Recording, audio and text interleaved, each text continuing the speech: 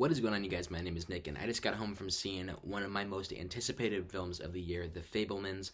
So let's talk about it. The Fabelmans follows young Sammy Fabelman, who falls in love with movies after his parents take him to see the greatest show on earth. Armed with a camera, Sammy starts to make his own films at home, much to the delight of his supportive mother. Now, I've seen a lot of people calling this Steven Spielberg's Belfast, and I think that's just kind of dumbing down what the film is. I do think there are some comparisons that you can draw between the two, but I think just strictly calling it Spielberg's Belfast it's just, I don't know, it's kind of rude. Because it also kind of takes away from what Kenneth Branagh did with Belfast, because what, are we just going to call every filmmaker's, I don't know, kind of childhood story their Belfast? Is that what Belfast is going to be from now on? It's not going to be one of the great films of 2021. It's just going to be a term that we throw around when filmmakers make a film that's kind of about themselves. I hope not, because that's kind of just dumbing down not only the film that you're watching, but it's dumbing down Belfast, and I don't think either of the films need to be dumbed down. They are terrific pieces of art. But with that said, Steven Spielberg is the fucking GOAT. There is no debating it. Literally, you can make any case for any director in the history of anything, even Christopher Nolan, Francis Ford Coppola, whoever it may fucking be. There is no debating. Steven's the GOAT. One of my favorite aspects about the film is the themes it kind of explores. It's nothing like what we see from like Empire of Light and films like that, where it's about movies, but the themes are very surface level. Like, film is magic. When you watch a movie, it takes you to a different place. It's kind of like watching the thing that plays before movies at AMC, where Nicole Kidman says, "Heartbreak feels good in a place like this. When we sit in this movie theater, we go somewhere we've never been before." It's kind of like that. It's just saying what we've all heard every single day for the past 365 days of the year. But I feel like in The Fabelmans, Steven Spielberg and Tony Kushner, the writer of the film, they go a little bit deeper into that. They start to show us how film can affect people. Not just saying that it affects people, but it shows us how. And there are about 3 to 4 really powerful scenes in the movie where you see that, where you see the effect that film has on somebody. It can take their entire perception of someone else and flip it, or it could take their perception of a relationship or an idea and just completely turn it around. That is the power of cinema, and I feel like with movies like Empire of Light, for a specific example, we just kind of like touch the basic idea of what we think film means to us. But of course, Steven Spielberg and Tony Kushner, being the GOATs they are, they just take it to another level. Like, I knew I was in for such a treat when the opening scene of the film sets up the dynamic between the parents of Sammy in the film, or Steven in the film. His father is very much interested in the idea of inventing things and the practical mindset of things, while his mom leans towards the artist, leans towards arts. She's a piano player. She wanted to be a professional concert piano player, but then she ended up having kids, and she put that dream away to bed. And from the opening minutes of the film, the opening shot, we immediately understand what the struggle between the two parents are. And that's just filmmaking 101, man. Steven Spielberg is just continuing to put on masterclasses without even having to do a masterclass. And if you guys have seen the film, how great is that final shot?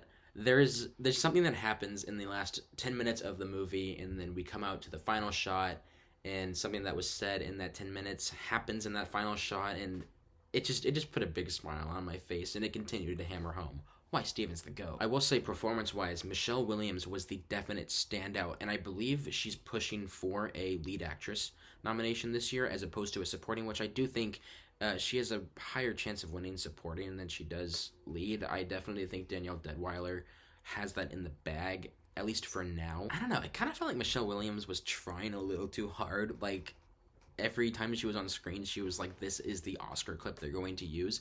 And there's nothing necessarily wrong with that until you can feel it on screen like I did in this movie. Now, Judd Hirsch, he's only in the film for about 10 minutes, but 9 of those 10 minutes is some of the best 9 minutes. It's just some of the best minutes of the film altogether. Judd Hirsch has this really big, exploding speech that I heard at the premiere for this film. There was not a standing ovation, but there was just a big round of applause for his performance, like mid-film, and that's not really typically a thing if you've ever been to a premiere for any movie at all, or just a screening of a movie. People don't clap in the middle of the movie unless if it's Avengers Endgame. But what Judd Hirsch did in that scene, specifically the way he grabs Sammy's face to try to make him remember this monologue, it was very gripping, no pun intended. Now, do I think this movie is going to win any Oscars? It probably will.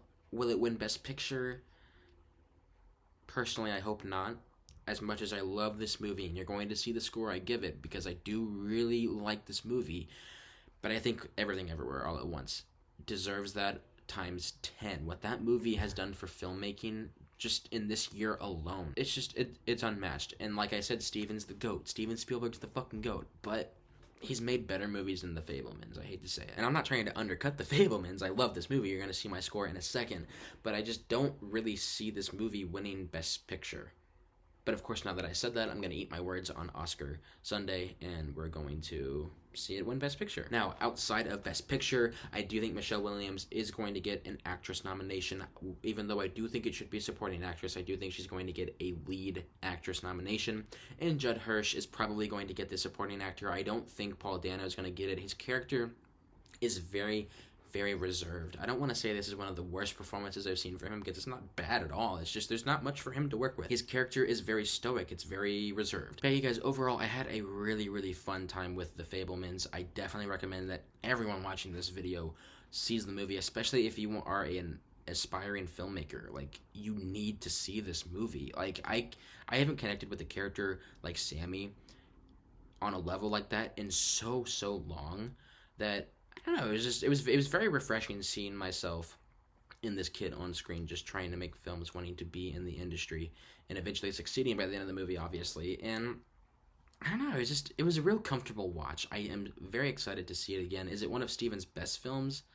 Probably not, but it's one of my favorites of the year. With that said, you guys, I'm going to give The Fabelmans a 4.5 out of 5. It would have been a 5 out of 5, but I do feel like the film was a little bit long, especially in the middle. Once we get to the California section of the film, I do think a lot of stuff could have been not cut out entirely, but at least trimmed down a little bit.